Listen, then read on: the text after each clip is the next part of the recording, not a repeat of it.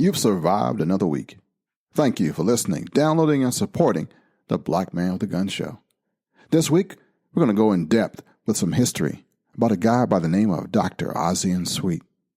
Marshall Tigner is going to tell us about flying with a firearm. And Michael J. Woodland from M-W Tactical is going to talk about and begin a series on the AR-15. All this and more coming up next on your favorite righteous podcast, The Black Man with a Gun.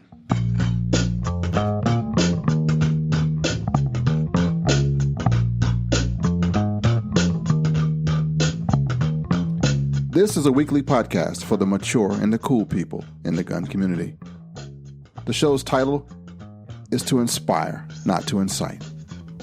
My name is Ken Blanchard. I'm a gun rights activist, an author, a trainer, and a professional speaker, showcasing the diversity of the gun culture with experts in hunting, gun rights, the justice system, American history, and self-defense. And it's done all with compassion for all people. Welcome to the show. Got a great show for you this week, and I want to thank you for listening. Before we get into the history, let's start off with Marshall Tigner. Take it away, baby girl, who will be followed by Michael J. Woodland. Thanks, Ken. This week I want to talk about traveling on an aircraft with a firearm. This is Marshall Tigner of Trigger Happy Firearm Instruction, and I can be reached at triggerhappypanda.com.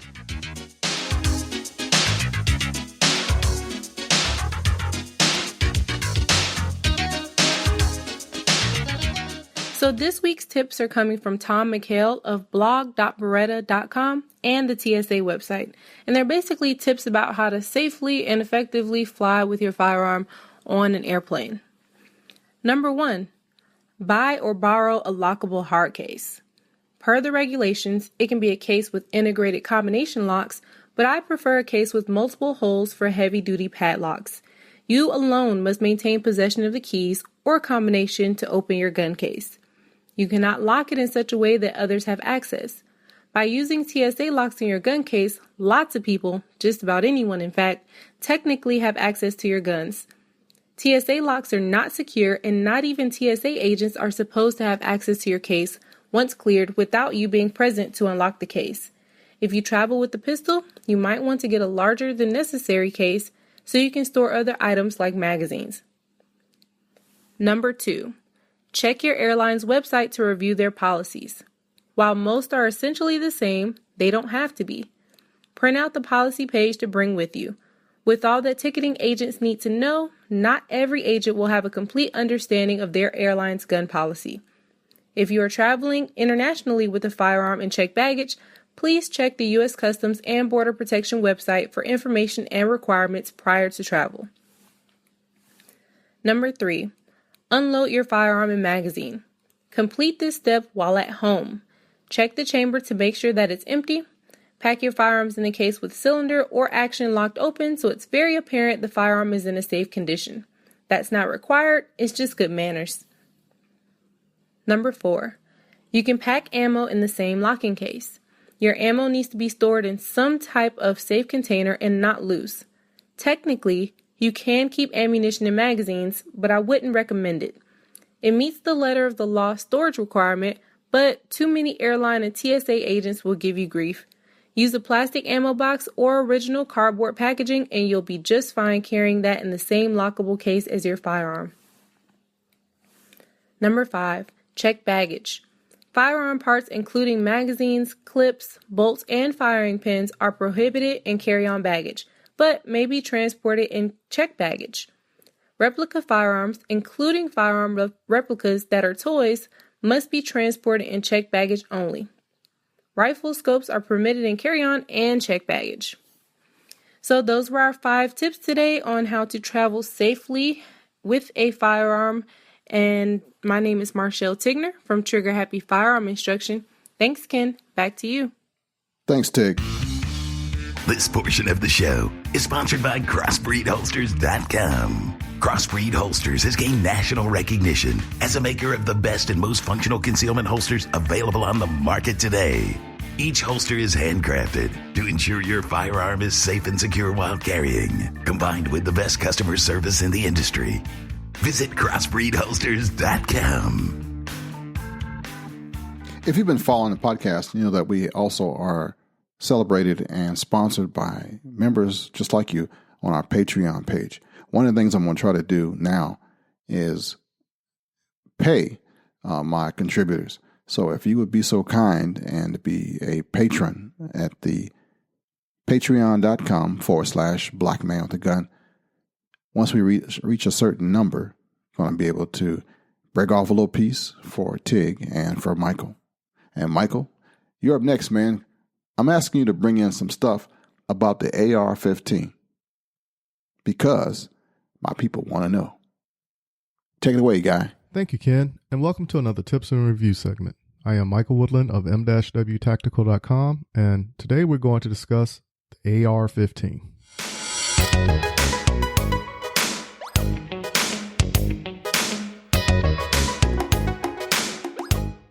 For the past couple of weeks, there have been a lot of chatter in regards to a lot of people purchasing the AR-15. But why? This frenzy is something on a smaller scale back when everyone thought there was going to be the last days of purchasing one. Now, if you ask me, I have a slew of reasons, but I will keep it to a minimum. Before we get into the reasons of purchasing one, let's talk a little bit about this firearm. This is always in discussion, especially in the media, when they are talking about the AR-15 rifle after a negative incident. AR does not stand for automatic rifle.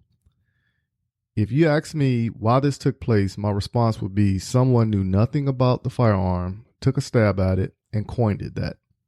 To inform those who are not aware of what the AR in AR-15 stands for, it stands for Armalite Rifle, the company who designed the rifle in the 1950s. Another stance on the AR-15 rifle that some of you might not have heard of, but it is not classified as an assault rifle or assault weapon. An assault weapon or assault rifle is one that is fully automatic, which has been banned from selling to the public since 1934. Now that we have those facts about the firearm cleared up, let's go on to my reasons for purchasing this style of a firearm. One of the reasons my purchase of the AR-15 took place was the versatility of its capabilities. Not only did I carry this beautiful but graceful piece of metal for most of my military career, I came to realize that this firearm can be used very well in close quarters, but not to cancel out its capabilities to reach out and touch someone within the mid-range field. Having a firearm of this magnitude can result in countless hours of training for whatever your intended purpose will be with it. If you are like me, you will try to push the firearm and your limits to the limit. It is simple to put into action, load, and if a malfunction takes place, you can clear it in a cinch. Just like the handgun, if you really want to get good at it, you will have to put your time in with practice. Tune in next week as we tackle another area of marksmanship for another Tips and Review segment. Thank you for all those who follow and support the M-W Tactical Facebook page. If you haven't done so, look us up on Facebook and hit the like button and join in on the many discussions that are taking place. We are trying to reach our goal of 2,000 likes before the end of the year. Tell your buddies to get on Facebook and hit the like button on the M-W Tactical Facebook page. For those who are more into Twitter, follow us at M_W Tactical. If you are more into photos, follow me on Instagram at Munitions Weapons Tactical, where you can get an up-close and personal involvement of my daily life and involvement at a shooting range. If you would like to read more about us, do so by going to the newly revamped site of m-wtactical.com, where you can easily connect with us on any of the previously mentioned social platforms while reading our blog, viewing future classes, emailing us, or even listening to the current week of the Black Man with a Gun podcast. For those who want a more direct approach, just email us at info@m-wtactical.com or call us at 803-250-1256. leave a message and we will get back to you so we can discuss whatever is on your mind, from shooting classes or just inviting us to come to your upcoming event. Until next week, keep shooting, keep practicing, and have fun. Back to you, Ken. Thanks, Michael. That's good stuff, man. This portion of the show has been brought to you by the United States Concealed Carry Association. The USCCA has been providing education, training, and self-defense insurance to responsibly armed Americans since 2003. Join Tim Schmidt and myself here at usconcealedcarry.com. Well done, Michael. All right, next up is our history segment, and we're going to go deep with it. And then I got an important announcement of a new club that I'm starting. So after that, check it out and let me know what you think. All right, I have a little warning here. I'm going to be using the N-word a couple times in some historical context, doing some quotes in the next segment. So just a warning that the N-word will be heard in the next upcoming segment. For those who have listened to me for a while, you know that I've been involved with firearms and the gun rights movement since 1991. Before that, I was a firearms instructor for the U.S. government. Guns have always been a part of my life, but I took an active stance after I learned of the equalities or inequalities of gun rights. Became politically active. I saw and see how shooting is cultural, how it's social, how it's political, and it can not be a lot of fun sometimes. In 1991, I founded the 10th Cavalry Gun Club in Washington, D.C. to further firearms training, education, and understanding for African Americans and other minorities in and about the shooting sports. Shooting is fun, despite all the stuff we try to do to make sure that it's not. What I mean is, we try really, really hard to be fun sponges. We're all serious about everything all the time. It's safety, which is very, very important. But we also harp on stuff that isn't cool. We dog each other for being not operators or being a veteran or not being a veteran or being a revolver shooter versus a semi-automatic shooter or rifle shooter versus a shotgunner. There's so much competition and infighting amongst ourselves that sometimes we forget that shooting is fun. Then you have the media that likes to spin the reasons honest, law-abiding people want to own a firearms is for whatever reason, but it's never fun. It always has to be against somebody. They successfully pit white against black, Democrats against Republicans, liberal against conservatives, and we fall for it every time. We answered pointed questions and we don't realize it. It's from a lack of understanding, willful ignorance, and too many alternative facts in our way most of the time. Guns are not bad. They are carried every day by law enforcement, security guards, and people that live in states that don't hinder their residents from the freedom to choose to do so. Guns are great for protection and for recreation.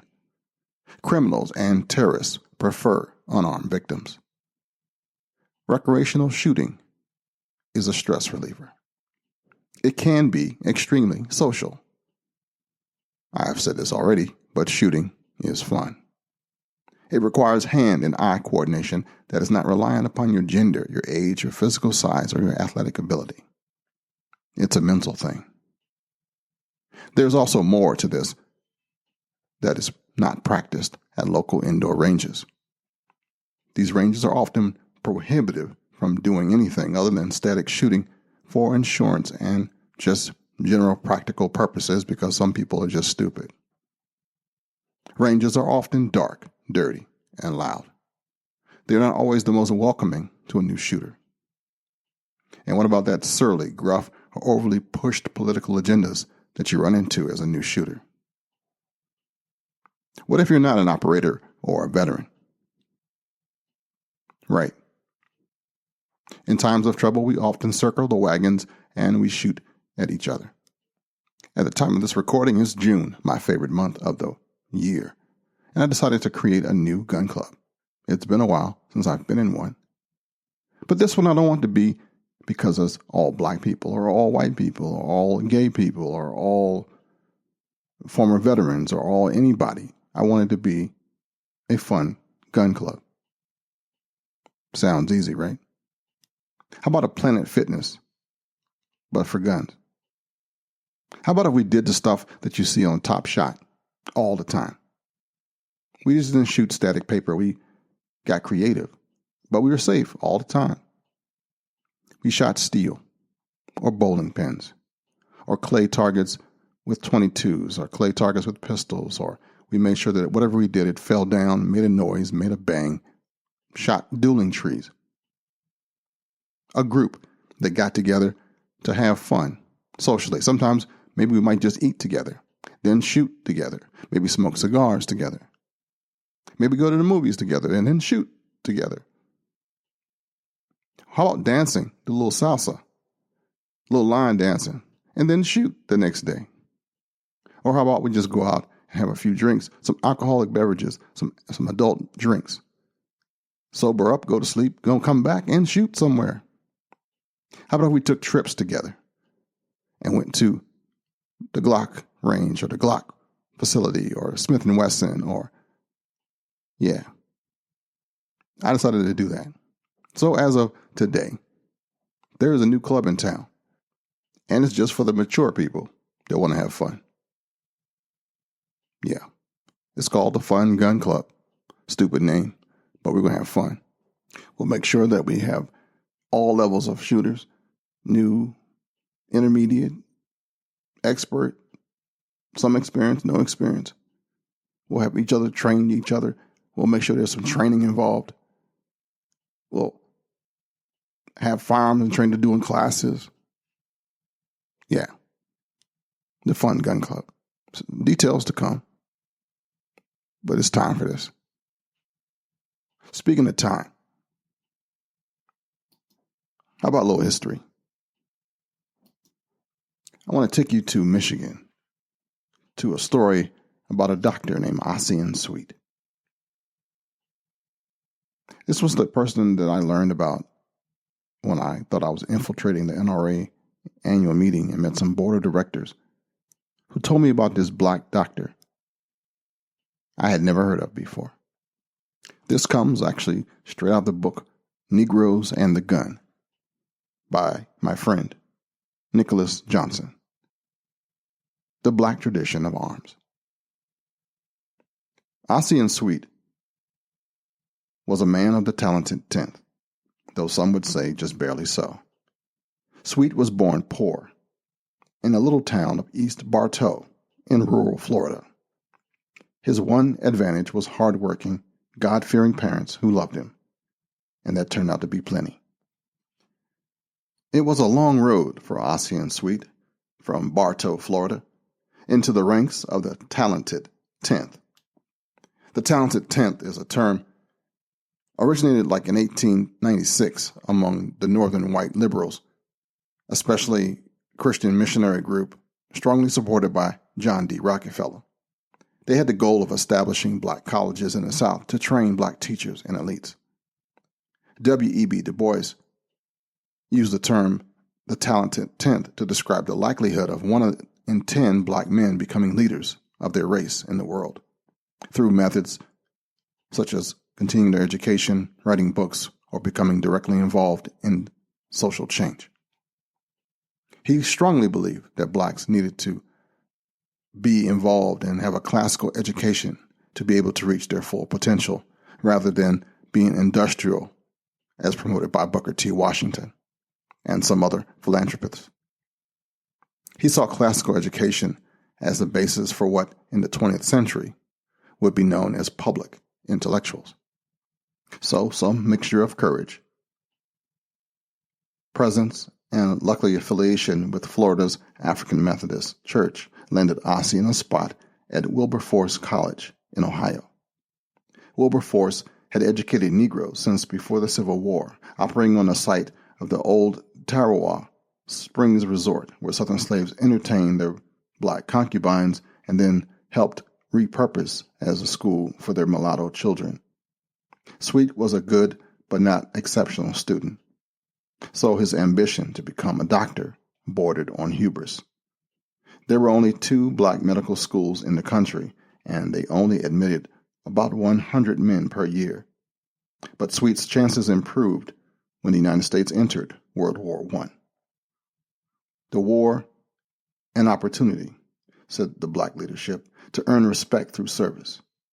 Writing in the crisis, W.E.B. Du Bois urged the men of the talented 10th to join the war effort, and many of them class leaders at Howard, Fisk, and Lincoln, who would have competed for slots in America's 2 black medical schools, heeded the call. Ossian Sweet was not among them. Although he was willing to serve, his eyesight was so poor he was deemed unfit. And in the fall of 1917, with the world at war, Sweet entered the College of Medicine at Howard University in Washington, D.C. Sweet would graduate Howard and head for Detroit with visions of life as a prosperous member of the Negro elite. But he carried with him an embedded tribal knowledge, the awareness of a race, and specific memories of his childhood in East Bartow, where in the summer of 1901, he saw 16-year-old Fred Rochelle burned alive by a mob.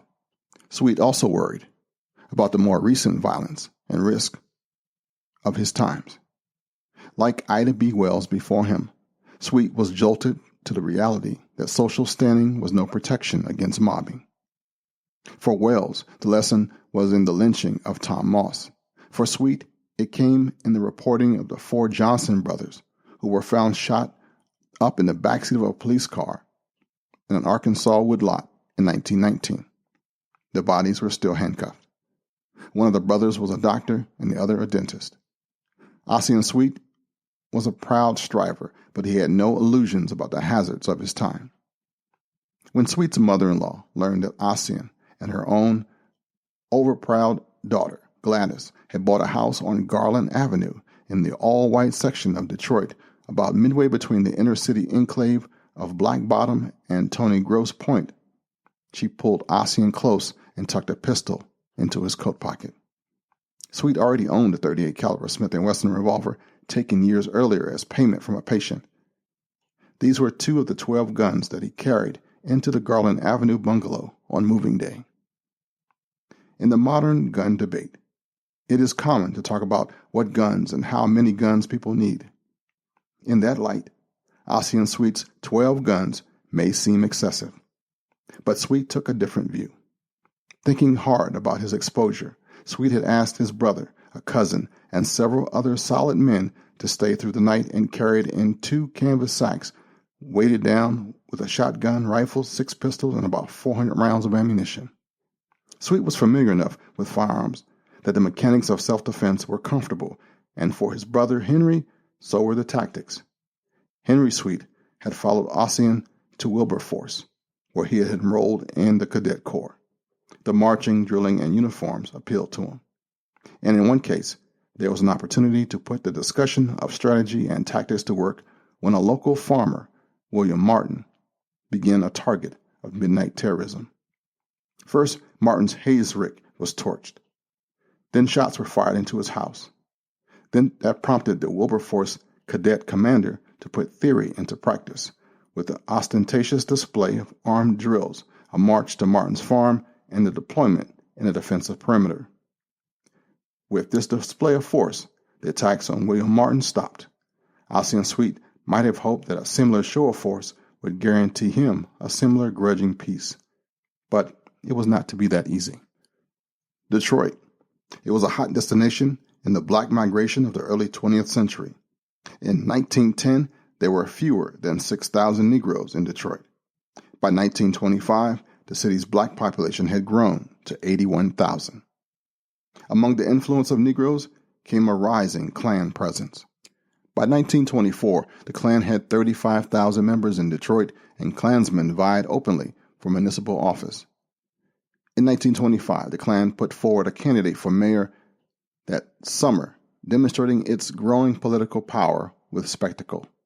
In a huge field on Detroit's west side, a sea of robes and hoods swayed around a fiery cross, and the angry men screeched about the scourge of Negroes, Jews, Catholics, Italians, and other, quote, non-Americans. The Klan surged on anxiety about the building wave of Negro immigration, but for Detroit's talented 10th, the increasingly crowded and tumultuous Black Ghetto, or the Black Bottom, carried things that they too wanted to escape. Some said publicly that the habits and the culture that pervaded Black Bottom as Southern immigrants piled in were part of the reason for increasing racism among whites. The head of the Detroit Urban League, Forrester Washington, with degrees from Tufts and Harvard, criticized that segregation was increasing in the city, quote, chiefly on account of the loud, noisy, almost nude women in, quote, Mother Hubbards standing around on the public thoroughfares. This assessment was complicated by the reception that Ossian Sweet and other black strivers received when they tried to move into white blocks. Ossian Sweet was not the first doctor from the Dunbar Memorial Hospital to venture into Detroit's white neighborhoods.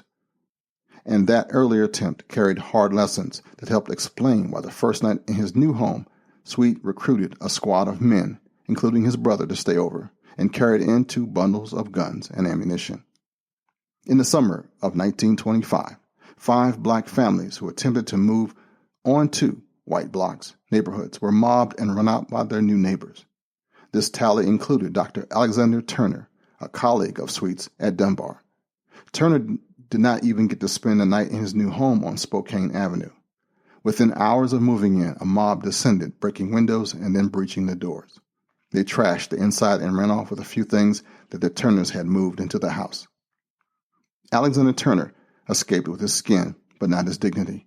The story of him cowering on the floor of this flashy, chauffeured Lincoln sedan and subsequently signing over the deed of his new home to the, quote, Neighborhood Improvement Association was widely recounted, to the delight of many whites and the horror and shame of blacks.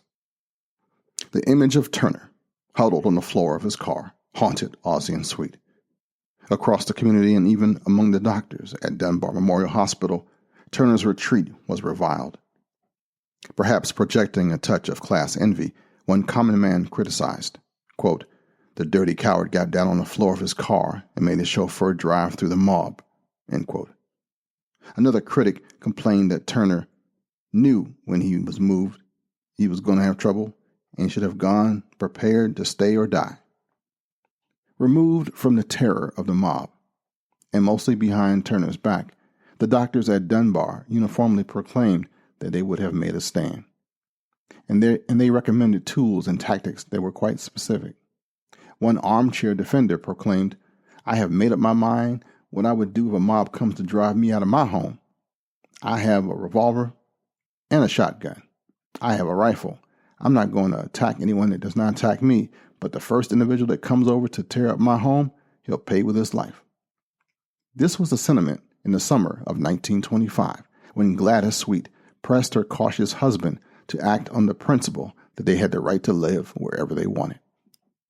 And this was the story that I heard that got me started as a gun rights activist. In 1990. The Sweets bought their new home from Ed and Marie Smith, a nominally white couple who had lived on Garland Avenue for years. Mr. Smith was actually a Negro passing for white, but his submerged kinship was no proof against gouging. Like many first Negroes on my block, the Sweets paid a monstrous premium for the Garland property, roughly $18,500 for a house worth $12,000 to white people. The Smiths financed the property because Detroit's bank would not lend to Negroes. The bank said that blacks drove down property values and no one could predict how far. Here again, the Smiths offered no tribal discount. In fact, just the opposite. Ossian and Gladys put 20% down and then agreed to pay off the rest over 10 years at 18% interest. The economics were familiar. The first few sellers could demand premium prices. Then as more Negroes bought in the neighborhood, whites would flee, dumping their homes at fire sale prices.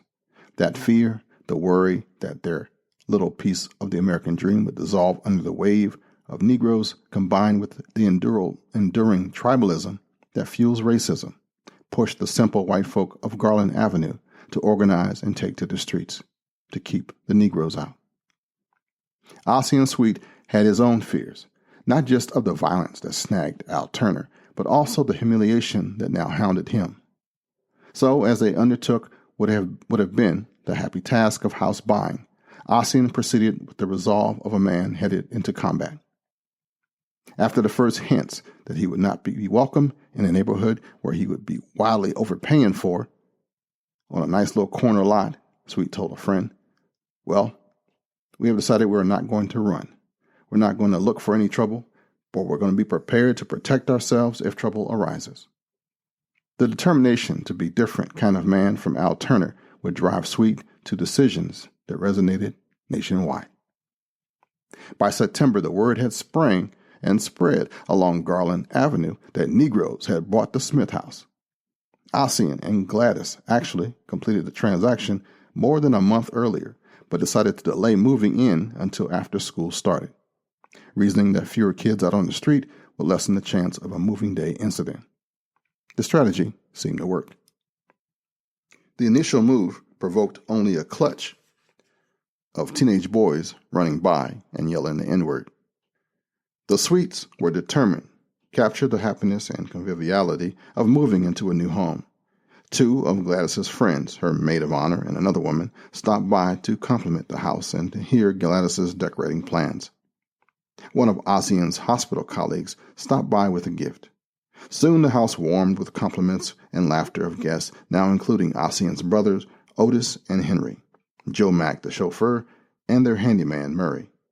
Things must have seemed almost normal because they lost track of time and failed to appreciate the descending menace of nightfall. As the sun set, a crowd gathered across the street. 4 Detroit police walked the block and kept the crowd off the walk directly in front of the house. Now, fully enveloped in nightfall, the crowd grew to about 200. Sweet called the men upstairs and showed them the guns that he had stowed in the hall closet, and they talked about who would watch where. They would work in shifts, guns in hand, or close by for those assigned to sleep, but no one really slept. Around midnight, a barrage of stones crashed into the house. Then there was silence. When Gladys looked out the window later that night, the crowd was gone. The morning was bright and beautiful, oddly cheerful against the previous night's trauma. With 2 men left to watch the house, Joe Mack, the chauffeur, drove Ossian and Gladys to shop for furniture and then dropped Ossian off at his office. Sweet worked through a round of patients, then took a call from Hewitt Watson, who had written the insurance policy on the new house. There was some problem with the description of the property, and Watson to stop by to amend the documents. Sweet quickly poured out his tale from the previous night. Watson, unlike some of Sweet's tough-talking hospital friends, immediately volunteered to come over and sit up through the night. Watson also promised to bring 2 other gents from the black-owned Liberty Insurance Company. Compared to Sweet's colleagues in Dunbar, these 3 men were relatively strangers. It was unclear what motivated their willingness to help. Watson may have empathized with Sweet because he was also the lone Negro on his block. The other 2 men, Leonard Morse and Charles Washington, Sweet only knew in passing. Whether they would show up as Watson promised remained to be seen. That evening, as they assembled for dinner, Gladys picked up the phone to a historical Edna Butler, her guest from the previous day. Butler had overheard a conversation on the streetcar where a Garland resident explained to the conductor that some niggers had moved in and were going to get rid of them. They stayed there last night, but they will be put out tonight. Brother Henry chimed in with an unfortunate confirmation of the rumor. While he was keeping watch, a beat cop came to the door and warned vaguely, quote, "You better be on your guard." There had been a meeting last night to plan the details of a coming assault. Ossian tried to put up a brave front, but he was shaken. Hoping for a display of strength in numbers, he sent his drivers to Black Bottom to retrieve their handyman, Norris Murray, on the promise to pay him $5 to stay at the home again. By the time Mac returned with Murray, the insurance men also had arrived, with his brother Otis and friend William Davis en route. Otis stepped back from the edge of panic. He tried briefly to act like an ordinary homeowner inviting the men to sit down at the card table for a couple of hands of bid whist while Gladys put on the final touches of dinner. The veneer of normalcy was obliterated when something heavy crashed into the house. Henry Sweet picked up around the drawn shade and exclaimed, "My God, look at the people." There were hundreds of them, more than last night. And tonight, said the rumors, there was a plan of attack, a plan for running them out. The men dashed upstairs and grabbed rifles, the shotguns and revolvers. Ossian groped in the closet for one of the revolvers and cartridges. He was unprepared for the effect of adrenaline on his fine motor skills. His hands were shaking so badly that he had difficulty loading the gun. And then there was calm. The mob did not surge. Whatever had crashed into the house did not explode or catch fire. Sweet thought for a moment that perhaps his colleague Edward Carter was right. These mobs were mainly about intimidation, not action. The idea was a mild comfort and helped Sweet regain his composure. He lay down on the bed, closed his eyes, and relaxed his grip on the revolver. The brief calm was shattered when a brick crashed through the window. From downstairs, somebody shouted, "There's somebody coming in." Sweet rushed down the stairs, pistol in hand, pushing past Henry, who was heading in the opposite direction, clutching a Winchester rifle. A car was stopped in front of the house. A taxi. The door flew open, and Otis Sweet and William Davis exited at a dead run. Someone in the crowd yelled, "Here's niggers. There they go. Get 'em." Otis and William dashed under the hail of stones to the dubious shelter of the bungalow. They were welcomed in, issued guns, and huddled for cover. They would wish later that they had crouched in the back seat and told the cabbie to drive on.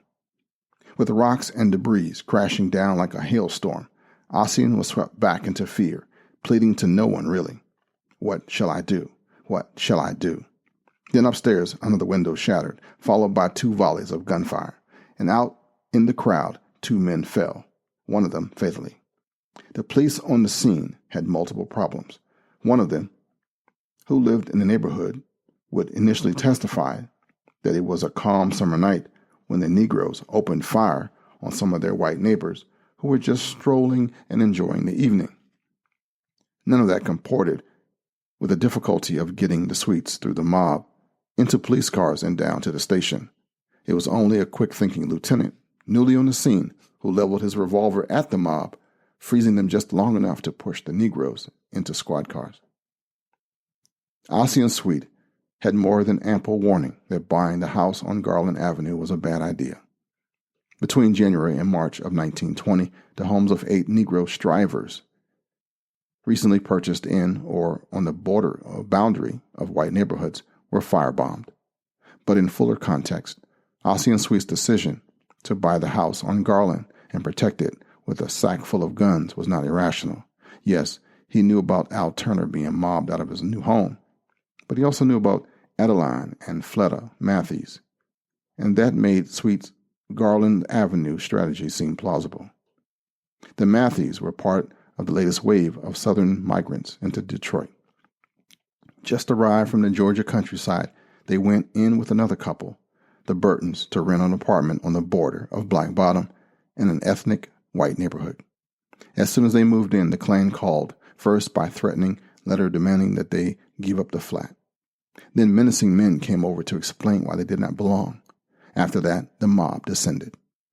2 nights in a row, the men of the house stared down the mob standing under the porch light, armed with rifles.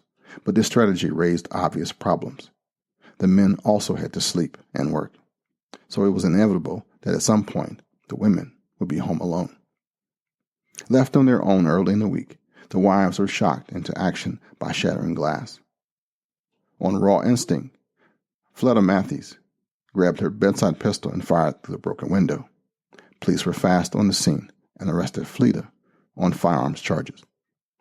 The Michigan justice system actually worked for Fleda Matthews. Represented by the former head of the Detroit NAACP, she convinced the court that she feared for her life and had fired the gun in self-defense.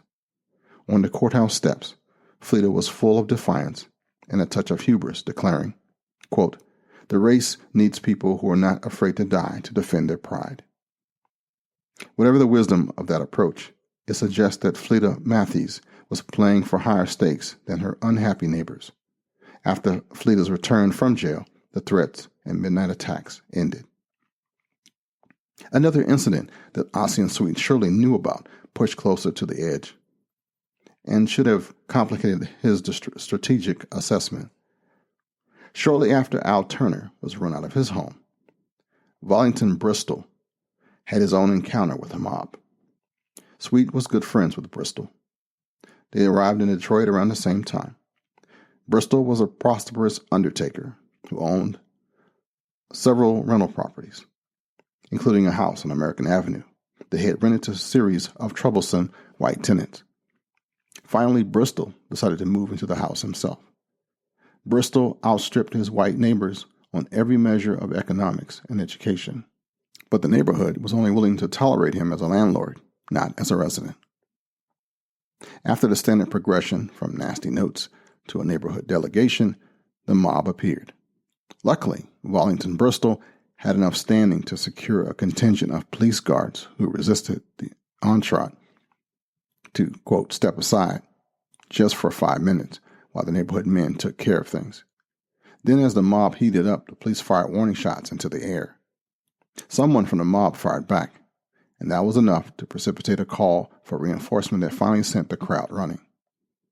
Later that night, though, after word of the incident had spread across Black Detroit, there was evidence of a now familiar turn of the Black tradition of arms.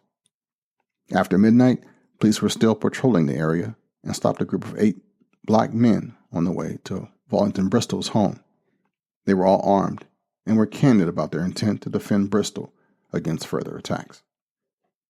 Thinking about these incidents, Ossian Sweet might have calculated that a strong show of force would quell hostile neighbors and help him endure the first dangerous days in his new home without any of the more worrisome hazards of gunplay.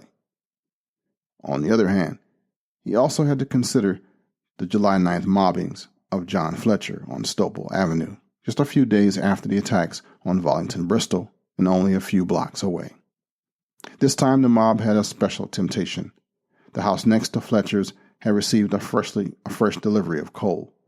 Just after nightfall, Fletcher's new neighbors appeared and took full advantage of the shiny black missiles. Under a barrage that broke out every window of the house, and amid venomous cries of "lynch him," Fletcher laid down rifle fire from an upstairs window, wounding one man in the hip. In his defense, Fletcher told the simple truth: "I was afraid for my life," and ultimately no indictments were issued. What Sweet did not appreciate is that both Fletcher's case and Fleda Matthews' case were assigned to judges on the local court's progressive wing. These men were far more sympathetic to the plight of Detroit's Black population than many of their brethren. Sweet might actually have been emboldened by the response of the NAACP to this spate of mobbings. From New York, James Weldon Johnson penned an angry missive that was circulated nationwide. Quote, "Negroes," he said, "have been driven from their homes by mobs in Detroit. Those who refuse to go having to fend and themselves in absence of adequate police protection. We now have the spectacle of white newspapers taking sides with the mob and warning Negroes that if they cleave to their citizenship rights, they are inviting a race riot." These episodes were a high priority for the NAACP. James Weldon Johnson was already focused on the case of Lola Turner, a Black woman who was chased out of white neighborhoods in Los Angeles by a mob.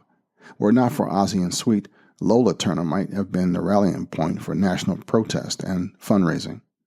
For James Weldon Johnson, the Sweets presented the possibility of fulfilling his long ambition on a standing legal defense fund that could bankroll important litigation without taking the organization to the brink of insolvency. He imagined a fund of $50,000 raised from the contributions of thousands of Black folks. Ossian Sweet would never fully appreciate the politics, egos, and strategic tightropes that James Weldon Johnson and Walter White navigated between the initial work by the Detroit branch and the decision of the national office to hire the legendary Clarence Darrow, storied defender of Debs and Scopes. Through reports of their courage and stoicism, the Sweets became national heroes, at least among Negroes. From the jailhouse, Ossian declared, "For a good cause and for the dignity of my people, I'm willing to stay indefinitely in the cell and be punished. I denounce the theory of Ku Kluxism and uphold the theory of manhood with a wife and a tiny baby to protect." Ossian's father, Henry, who traveled from Florida in support of his sons, grew the legend with a colorful and poignant response to Ossian's apology for embarrassing the family by ending up in jail. Henry comforted his son and commended Ossian's violent stand, telling him, "You got nothing to be embarrassed about. Ain't nothing in the woods that run off from a family but a rabbit. All you were doing was fighting for your family." The case resonated so strongly among Negroes that it fueled a fundraising juggernaut. When the NAACP took the case, resources were so thin that it was unclear how the $5,000 fee demanded by the initial team of lawyers would be paid. Funds on hand had been nearly exhausted by another case where the association defended a group of Arkansas sharecroppers who were convicted of murder under circumstances that should have been admitted claims of self-defense. As word of the case spread, so did the community support. After Darrow wrestled the first prosecution to a mistrial, a nationwide tour feting Ossian and Gladys raised more than $75,000, enough to pay for the suite's defense, with surplus left over to seed a long-discussed and soon legendary NAACP legal defense fund.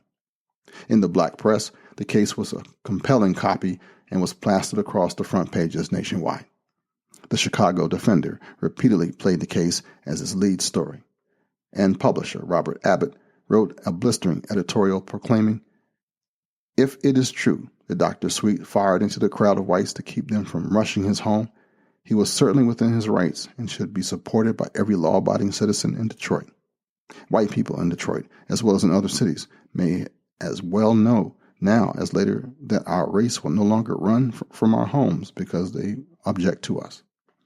The Washington Daily American applauded Sweet's violent stand, declaring, quote, "We have learned through the years since slavery passed to fight our enemies with their own weapons. If physical violence is offered, we kill in self-defense," end quote. A Houston paper exhorted, quote, "As goes Dr. Sweet, so goes the American Negro." Harlem's Amsterdam News called it possibly the most important court case the Negro has ever figured in the history of the United States. Sweet represented it. The spirit of unity the Negro must more and more evident if he is to survive. He must face death if he is to live. He must be willing to die fighting when he is right. When police authorities fail to protect him and his family, when courts of law desert him, when his own government failed to take a stand on his behalf, he faces death anyway and may just as well die fighting. The Arizona Times, with evidently little worry about advocating political violence, said, quote, "The Sweet case has positively proved to the world at large that the American Negro will fight and stand up for his rights as a citizen until every ounce of blood is spilled from his veins." The editor of the Cleveland Call, who witnessed the trial, actually compared Sweet's stoic fearlessness to Christ, reporting that Sweet was on the stand like one other seen 2,000 years ago when one who opened not his mouth was being baited. One of the most searing critiques of the case came from W.E.B. Du Bois, writing for The Crisis, contrasted the courage of Ossian Sweet and the cowardice of Alexander Turner. Sweet, said Du Bois, was a model of manhood for the talented 10th. On a decision to fight or flee from the mob, Du Bois asked the century's new Negroes, which example would you follow if you were free, black, and 21? James Weldon Johnson drew the broad lesson from the case. If in Detroit the Negro was not upheld in the right to defend his home, then no decent Negro, home anywhere in the United States, will be safe. It was a simple and powerful point that spoke to the hopes and fears of countless ordinary folk. At New York's Abyssinia Baptist Church, the Sweet case consumed the congregation and pushed local concerns off the agenda. Even some of the white press picked up and advanced the Sweet's basic claims. The New York World characterized the case as one of clear, legitimate self-defense, declaring that the new Negroes had a right to protect their own lives by firing on those who sought to kill them. The law of America is presumably broad enough to cover the Negro as well as the white man. The case of State versus Sweet ended in the acquittal of 8 defendants and a mistrial for Ossian, his brother Henry, and Leonard Morse. The victory was a testament to, well, to what? The brilliance of Clarence Darrow, the strong hand of fate, perhaps to the conscience and humanity of the 12 white men who sat in the judgment. Surely it was some of each, although who knows how much. And what to think about reports from Snoops at the jury room door who heard one juror said, "I'll sit here forever before I condemn those niggers." Ultimately, it was the simple, earnest testimony of Ossian Sweet that captured the scene. He recounted soberly the mob of hundreds outside his home, stones crashing through windows, and the venomous yelps, "Here's niggers, get them, get them." Asked by Darrow to describe his state of mind at the moment, he conjured the collective consciousness of the race. This is what he said. "I realized I was facing the same mob that had hounded my people through its entire history. In my mind, I was pretty confident of what I was up against. With my back against the wall, I was filled with a peculiar fear, the fear of one who knows the history of my race." For Darrow, it was left to seal the message, to tug on the pride and shame and the guilt of the jurors. His summation in the marathon style of the day ran for hours. One observer said that he had never believed the stories that Darrow could make men weep, but now he had seen it. We don't know whether Walter White wept under the power of Darrow's summation, but White clearly had tremendous respect and affection for Darrow, so much so that he gave his firstborn son the middle name, Darrow. The magic of Darrow was that he had something for everyone. It was the same basic message conveyed in multiple cultural dialects, although it is hard to know precisely what within the 6-hour summation especially appealed to pivotal jurors. For black folks, there was the crucial moment when Darrow articulated the longing of the race for their own Leonidas. "And there he sat," said Darrow, in the person of Dr. Ossian Sweet, who had seen his people. The demands for Ossian Sweet to appear around the country were so overwhelming that the NAACP took over the scheduling, declining the countless lesser requests in favor of the high-profile tour starting in New York City at the association's annual meeting. At the Lenox Avenue Baptist Church, 1,500 black folks sprang to their feet when Ossian and Gladys entered the room. They clapped and cheered and they cried and finally stopped only because the old folks had to sit down. From New York, the NAACP sent the Sweets on tour on the largest branches. 2,500 turned out in Philadelphia, 1,200 in Pittsburgh, and 2,000 in Cleveland. Feeding off of the adulation of the crowd, Ossian grew beyond himself. The man thought hard about walking away from the Garland deal, who trembled, loading his revolver, grew positively heroic, imitating that the conflict was foreordained. The legal maneuver in the Sweet case was prosaic. Prosecutors decided to try only Henry Sweet, who in initial questioning had admitted firing a rifle. Clarence Darrow teased the truth out of the neighborhood witnesses, who had conspired to testify that there was no mob outside the Sweet home and that the Negroes started firing without provocation. Deflated by the first trial, some now admitted that the Klan had whipped up the anger and urged violent removal of the blacks at a schoolyard rally attended by a crowd of 700. Finally, the evidence was clear that on the night of the shooting, several hundred angry whites were outside the house. Darrow hammered at Michigan's legal definition of, quote, mob, and the presumption granted to people who fought mob attacks.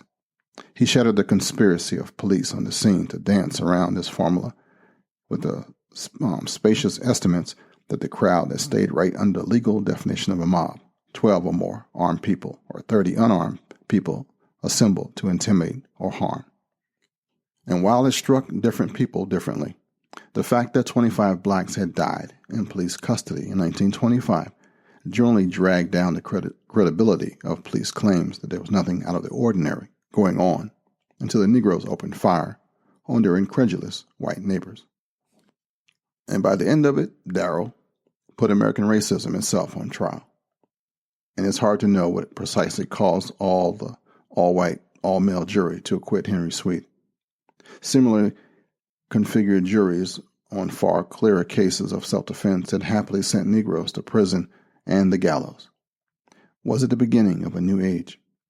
Was it a residue of Arthur Garfield Hayes' invocation of the ancient principles and great documents that established the rights of self-defense, the Castle Doctrine, the federal and state constitutional rights to arms, or even the Emancipation Proclamation, which extolled necessary self-defense? Or was it Darrow's exposure to the poisoned tribal prejudice that seeped from witnesses and comments about Italians, Polacks, and Jews? Maybe it was recognition that the Klan tirades against Catholics and immigration masses left an awful small slice of, quote, true Americans to sustain the Republic. But hopes that the Sweet case alone would stem the tide of residential segregation were disappointed. The same year Henry Sweet was acquitted, the United States Supreme Court upheld the constitutionality of restrictive covenants in residential real estate. It would take another 20 years to reverse that decision. It would be another 40 before federal law drawn out on the cauldron of the 1960s made housing discrimination illegal. The ordeal in Detroit took a tremendous toll on the Sweets. During the middle of the trial, Gladys learned she had tuberculosis. The family suspected she contracted it in the long weeks in the dank Detroit city jails following the shooting. After the trial, she and 2-year-old daughter, Iva, also afflicted, traveled to Arizona seeking relief. Gladys found some comfort in the dry desert air, but the disease claimed Iva. Gladys returned home with a small coffin while Ossian made funeral arrangements. Eva would be buried in Chicago's Roseland Park Cemetery next to her brother, the boy Ossian and Gladys lost in 1923. Even on the day of the funeral, the petty nastiness of racism intruded. As the procession approached the gates to the cemetery, a white groundsman stepped out and snarled that coloreds had to use the back entrance. It hurts to think how this petty rebuke must have torn at Ossian and Gladys, and one wonders what was going on in the head of the hearts of the man who, in the name of white supremacy, felt it his duty to dump another shovelful of misery onto parents headed to bury their child. We can never know what was swirling in the minds of the people standing at the cemetery gates, some crying, the men probably exchanging cold stares, but we do gain some sense of how Ossian Sweet perceived the world that day. He could have turned away from the dirty-fingered groundskeeper and directed the funeral procession to the back entrance. But instead, Dr. Ossian Sweet of Dunbar Hospital, hero of Garland Avenue, drew a gun from his pocket and demanded entry through the front gate. The next chapter of this saga is, frankly, so remarkable that it's best just to let one of the witnesses tell it. Black mortician M. Kelly Fritz, the funeral director who stood beside Ossian Sweet when he demanded entry at the front gate of Roseland Park Cemetery to bury his daughter, reported this in a collection of oral histories. We had a very prominent man in town. He was a doctor. His child died. We took him out to the cemetery and they said, "Go around to the back gate." He pulled his pistol out and made them open the door. A few years later, his wife died, and the same thing happened. They still wouldn't let him in. He pulled his pistol out. His name was Dr. Ossian Sweet. Many of the early stories of Negroes with guns leave us wondering how the lives of those armed self-defenders turned out. This one becomes easier to track over time. For Ossian Sweet, we know that after Gladys died of tuberculosis at 27, Ossian enjoyed a period of financial success. He actually moved into the Garland Avenue bungalow and lived there in relative peace for more than 25 years. 2 more marriages ended in divorce, and he pursued failed campaigns for state senate, U.S. Congress, and president of the Detroit NAACP. By the 1950s, friends observed that he was slowing, and some commented that his countenance had darkened. He seemed haunted by loss and trauma. And on March 20th, 1960, as the modern civil rights movement was unfolding toward great promise, Dr. Ossian Sweet picked up a pistol and shot himself in the head. Sweet's death by his own hand conjures the modern debate about the multiple hazards of firearms and perhaps even a parable about those who live by the gun. His suicide underscores what we have long known, that the majority of firearms deaths in our exceptionally armed society are suicides, with many of them coming from population of older men. The violent final episode of Dr. Ossian Sweet's life both complicates and sharpens our sense of the Black tradition of arms. That's some stuff, right? I've been Black a long time, and I can tell you this for a fact. I am sick and tired of racism. I'm tired of hearing about it in 2017. I'm sick of the energy, the conversations, and the media exploitation of immature acts of other people. Now I'm proud of my ancestors and ashamed of my contemporaries that can spout the history of the struggle and the names of those that were martyred, but not the vision of what they died for. Our civil rights heroes died for equality. They died for justice. They died to raise awareness of the fragility of life. And it was obvious that they died in vain. We choose to be racist. We choose to be separatist. We don't seek to be understood. We seek attention like whores. Anyone who talks to unify is branded. Anyone who chooses to seek higher than the lowest common denominator is bougie, a sellout, or a Republican. We go nuts if someone uses the N-word, but exhibit the definition daily in what we watch, how we talk, and what entertains us. Too many of us are waiting to be influenced. We like getting our buttons pushed, otherwise we won't move. Then when some little snot-nosed kid sprays paint, swastikas, or KKK on signs, we go, oh! Now these same punks have learned to make and sneak hanging nooses into public places, and we go bonkers. The Klan, they must be rising up, ... All white people are devils. I better get me a gun now, ... The media loves this fake news crap, and we play into it, we feed it, we pose for pictures. African Americans armed after election of Donald Trump. I call BS. If you are, then you're late to the game. You've been hoodwinked, you've been bamboozled, you've been flim-flammed. Own a gun because it's legal, it's lawful, it's intelligent. Do it because it's fun, good for your home defense, for your self-protection. Do it because it's a sport, a hobby, and because it's competitive. And do it because you're free. You don't have to dress up in paramilitary clothes. You don't have to wear plates on your chest and mag vests. You're not an operator. You don't have to do all that. You can just be a homeowner, a father, a guy, a woman that chooses to own a firearm for themselves. How about just being you? Sick of all the people that are looking for the boogeyman. All white people are not the devil. If you're listening to this podcast and you live in the United States of America, Old Glory is your flag. You don't have to be military to salute it, but it's yours. Start acting like it. Stop being so negative. Because if you can't be a part of the solution, you are part of the problem. I think it's a good time to bring back the dream, to bring back the vision, the ideas of this nation. It's not too late. Harriet Tubman said, "Every great dream begins with a dreamer." Always remember, you have within you the strength, the patience, and the passion to reach for the stars, to change the world. All right, I went deep with that one, and I hope I didn't lose you. That was from the book Negroes and the Gun, The Black Tradition of Arms by Nicholas Johnson. And that commentary was all me.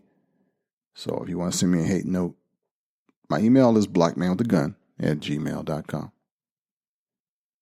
If you haven't received or downloaded the app for your phone, you can get this podcast sent to you aimlessly and seamlessly as soon as it comes out. You can go to iTunes or to Google and look for the Android or the iOS app for Black Man with a Gun. Be a part of the family. As of today, I have 1,438 people who are listening to my podcast via the app. How cool is that? And while I'm thinking about it, I want to thank Derek for sending me that note via the app, which comes straight to me. And you can do that too. I want to thank the 22 people who filled out the survey I sent out on surveymonkey.com.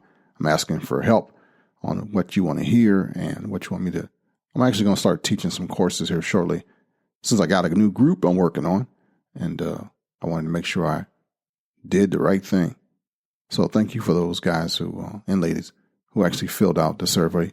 It was a link that I've been sending out for the last couple of days, and your answers were right on time. Can't do stuff without knowing what you need. And I want to thank the 26 members of my Patreon account that are help funding this show.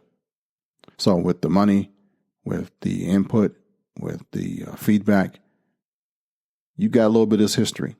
And I went deep because you said you can always use a little bit of it. I want to just thank you for being a part of my family, a part of my life. I had a really good day today. I really enjoyed myself. I rode my motorcycle with my buddy. I got a chance to smoke an old cigar. The weather was perfect. And I was just thinking about what I was going to talk about with you.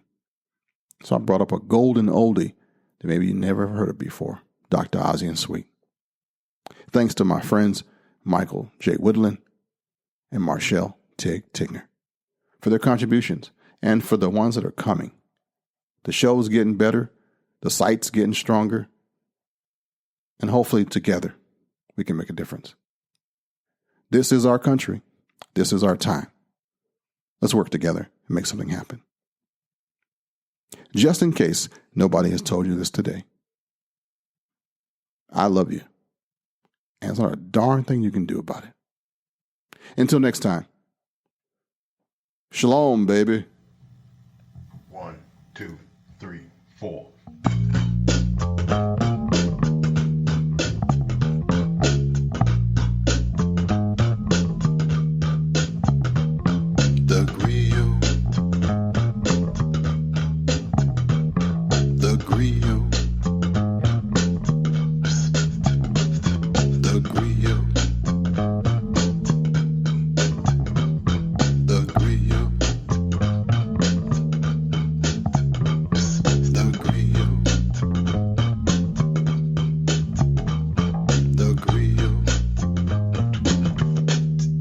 Also the Black Man with a Gun.